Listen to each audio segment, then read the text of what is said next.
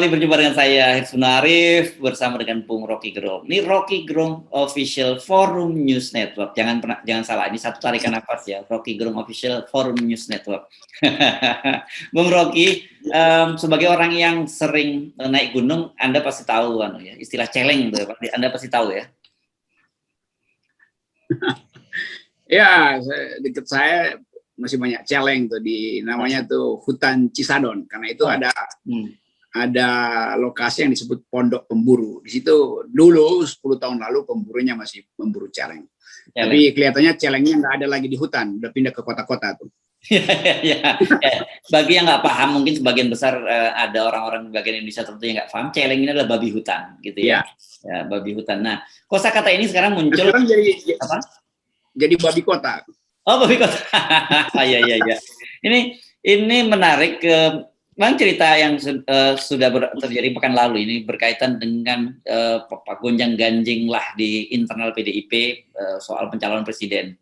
Ini para pendukung Ganjar ini, disebut yang tetap ngotot mencalonkan Ganjar ini karena tidak taat barisan, bukan lagi banteng, tapi sebagai celeng. Nah, celeng ini kan kalau dalam terminologi kita itu kelakuannya kan buruk banget itu ya, Bung Rocky ya. Jadi ini jelek banget. Nah, sementara kebaliknya mereka yang pendukung Ganjar menyebut Bambang Pacul ini yang menyebut mereka sebagai celeng itu seperti apa? Bebek gitu, karena dia cuma nurut sana sini saja. Ya, dari segi kekuatan tentu banteng kuat sekali gitu. Ya. Dan celeng kita ya. Bisa nangkap bahwa celeng itu punya kebiasaan pindah secara rombongan. Saya pernah hampir diseruduk mungkin ratusan celeng karena salah bikin tenda di Gunung Tanggamus, maka tiba-tiba rombongan celeng itu turun karena mereka selalu cari makan ke desa-desa itu. Nah, ini celeng-celeng kota ini mungkin sekali juga sedang kelaparan sehingga nyari makan di ibu kota loh, di pusat-pusat atau ibu kota atau ibu kota provinsi itu. Tapi yang menarik adalah pembahasan yang dipakai oleh ketua DPP ya, ketua DPD. Ya, DPP dan juga sekaligus DPD Jawa Tengah juga kan dia. Okay. Jadi itu menunjukkan kejengkelan udah sampai di ubun-ubun tuh, sehingga musik keluar. Mereka itu celeng gitu. Ya, saya sih senang-senang aja karena setiap kali ada pertengkaran di dalam kabinet atau di dalam partai-partai penguasa, saya senang-senang aja tuh. Entah dia banteng versus celeng atau celeng versus cebong. Jadi ini hal yang menggembirakan karena potensi untuk end game dipercepat. Saya kira itu pendapat saya awal adalah begitu. Tentu banyak hal yang bisa kita analisis, tapi tergantung pertanyaan berikutnya. Ya, oke. Enggak, saya sih senang kata-kata secara rimanya itu dapat banteng dan celeng itu sama-sama akhirannya eng gitu kan, tinggal diteruskan lagi nih ya supaya jadi lebih. Ya, itu kalau banteng dan celeng berkelahi, itu yang remuk itu cebong. Gitu ya. Oke. Karena dia nggak dapat dua-duanya kan, nggak dapat bagian dari bagian celeng dan bagian banteng tuh. Tapi kita mau lihat sebetulnya ini makro politik dan artinya ada keretakan di dalam partai, dan saya menganggap Ganjar udah bikin garis tegas. Oke, apapun yang terjadi, mau disebut celeng atau bahasa Latinnya mungkin lebih sopan, tapi bagi Ganjar ya to be or not to be itu. Jadi sekali lagi ya percuma sebetulnya disebut apapun, ya Ganjar akan tetap melenggang karena dia udah punya kereta, udah punya lokomotif, persiapannya udah ada, dan itu berarti ada oligarki yang udah berinvestasi pada saudara Ganjar. Karena itu biasa, kalau keyakinannya terlalu tinggi artinya ada yang jamin secara finansial terutama. Ya. Nah, kan kalau kita lihat juga dari sisi para pendukungnya, kebanyakan yang mendukung Ganjar ini adalah pendukung Pak Jokowi pada Pilpres lalu ya. Itu kelihatan sekali, relawan-relawan Jokowi semua larinya itu ke Ganjar gitu. Nah, ini tentu saja membuat gusar lah Ibu Megawati, karena sebagai politisi yang cukup matang, beliau juga pasti tahu nggak mungkin seorang seperti Ganjar itu berani seperti itu kalau tidak ada backing seperti yang Anda sebutkan tadi. Saya percaya Ganjar sangat percaya diri mengkonsolidasi, ya. Karena ada LSM juga di situ, macam-macam. Tapi bukan saya katakan bahwa Ganjar itu bisa melenggang maju, karena Megawati punya sekian macam jurus untuk menghalangi Ganjar. Dan saya percaya pada akhirnya Megawati menang. Kan ini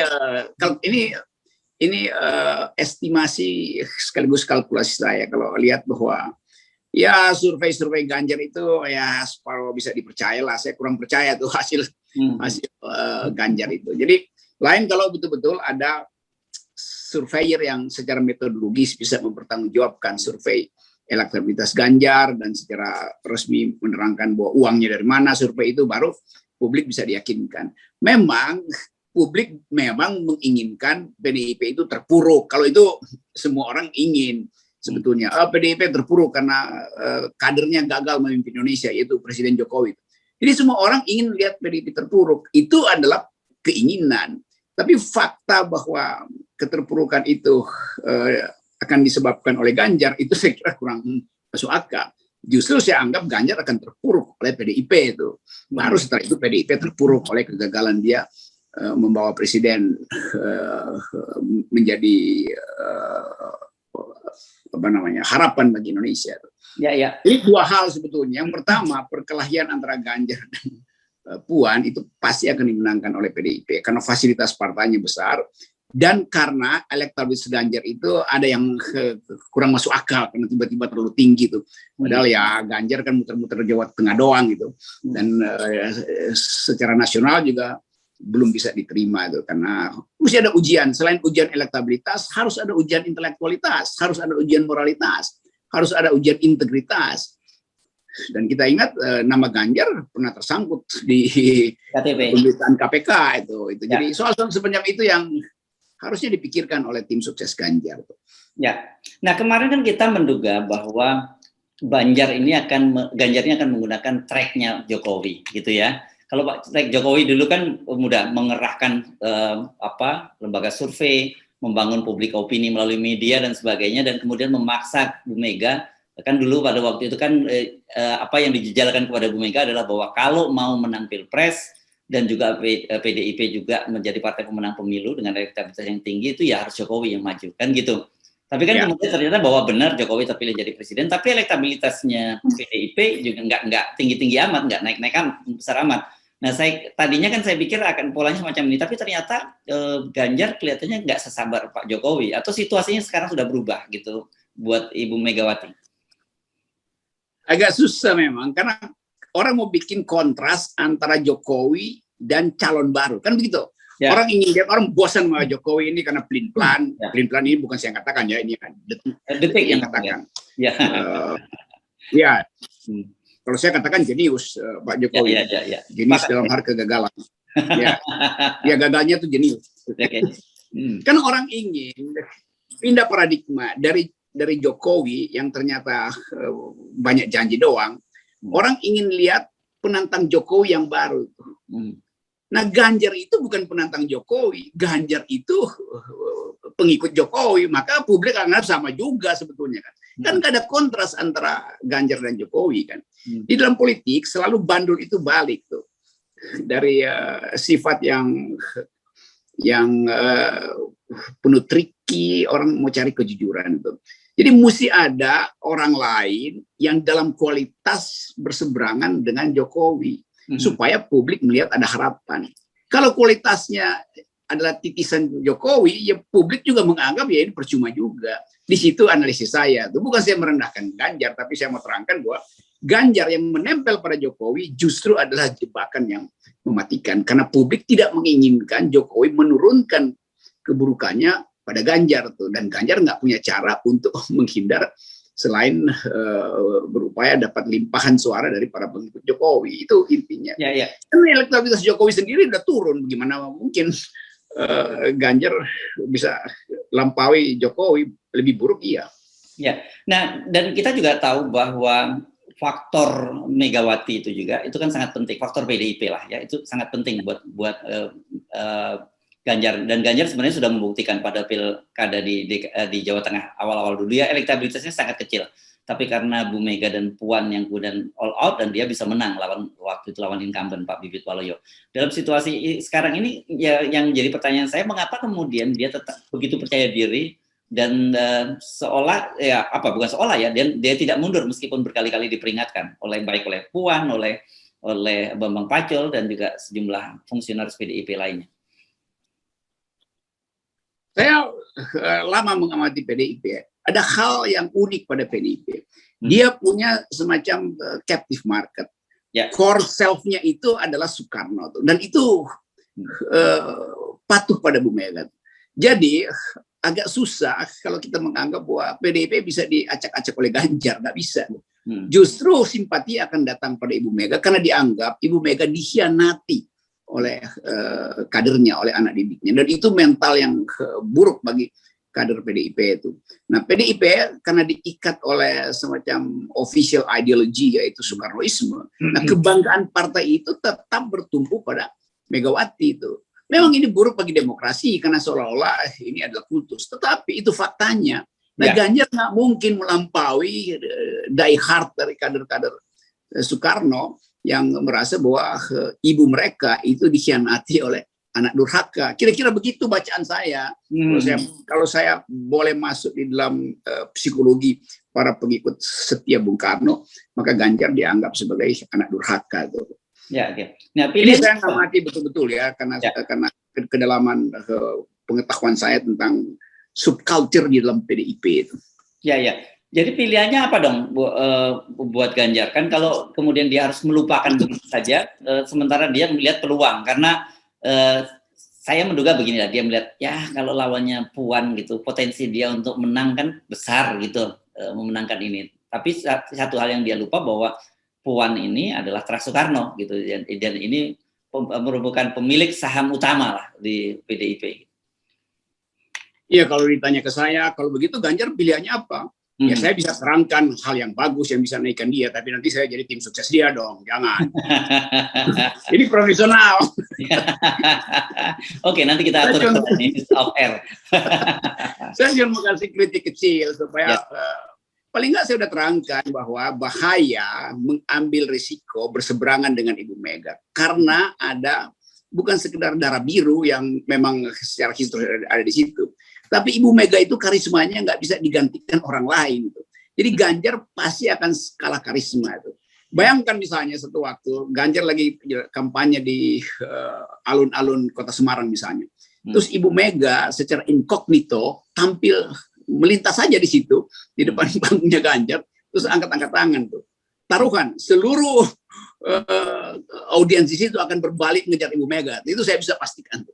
Ganjar di situ pasti akan dipermalukan. Nah, saya udah kasih tips ya ini dan ini gratisan ya, yang profesional lain kali ya. Ya. Nah, karena di level bawah saya juga mendengar ini sudah mulai terjadi friksi yang luar biasa ini antara para pendukung Ganjar dan pendukung Puan. Ada seperti yang Anda sebut tadi bahwa orang-orang yang menyadari bahwa betul faktor utama dari PDIP ini kekuatannya adalah Soekarnoismenya tadi. Tetapi mereka juga menyadari, tapi kalau pilihannya Mbak Puan, gitu, ini yang obrolan saya dengan beberapa kader di level bawah, peluang kita untuk menang Pilpres berat nih Mas, gitu mereka menyampaikan. Mereka jujur semacam itu. Gitu. Oke, tadi saya ulas. Saya ulas Ganjar versus Ibu Mega, bukan dengan Puan. Ya. Jadi kalau tentang Puan ya juga sama juga.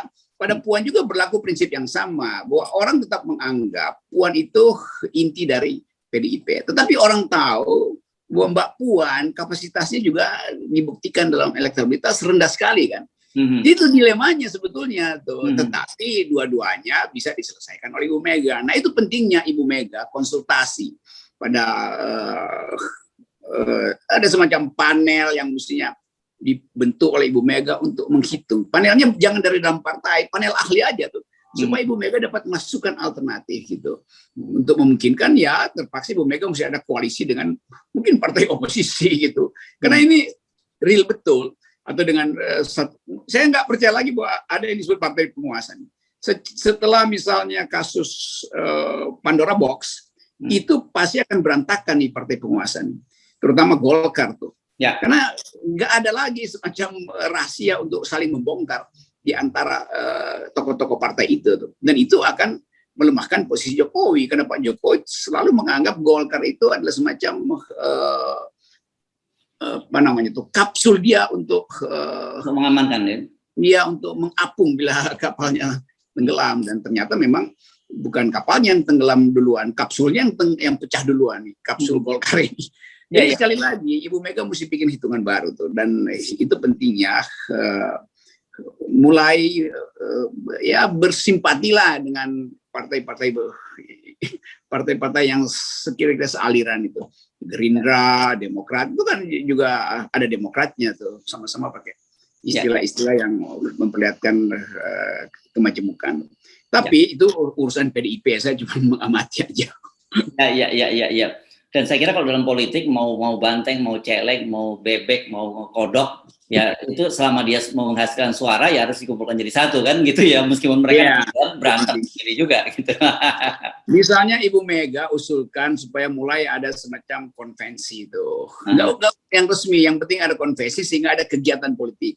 Ibu Mega bisa misalnya meminta dia untuk berpidato tentang kebangsaan tuh, lalu calon dari PDIP 3 orang termasuk Ganjar, ada Puan, tapi mungkin ada calon lain juga, Pak Prabowo sekaligus diundang untuk berpidato, sehingga publik lihat oh ya itu ada varieties di dalam spektrum politik PDIP, enggak sekedar orang dalam, tapi ada juga orang luar yang punya bakat sejenis dengan Bung Karno, yaitu mempersatukan bangsa. Kan Pak Prabowo kalau pidato kan udah ke Bung Karnoan kan, bahkan retoriknya lebih kuat juga tuh. Itu bagus.